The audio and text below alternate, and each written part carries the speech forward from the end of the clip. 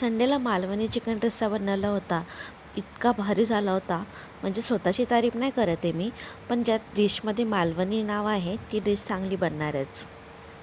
तेलामध्ये कांदा, खडे मसाले आणि खोबरं भाजून घेतले. भरपूर ओलं खोबरं टाकून ब्राऊन होतपर्यंत परतून घेतलं आहे. रेसिपीची डिटेल्स मी कॅप्शनमध्ये मेन्शन केले आहे, नक्की बघा तुम्ही ते. 2 कांदे, 1 वाटी ओलं नारळ आणि 1 टोमॅटो टाकला याच्यात. चिकन मॅरिनेट करायला ठेवलं होतं. त्यात मी मीठ, हळद, लाल तिखट, लसूण, अद्रक, हिरवी मिरची, कोथिंबीरची पेस्ट लावून ठेवली होती. फोडणीसाठी तेलात कांदा, लसूण, अद्रक, हिरवी मिरचीची पेस्ट, लाल तिखट मसाला, चिकन मसाला आणि हळद टाकून छान परतून घ्यायचं आहे.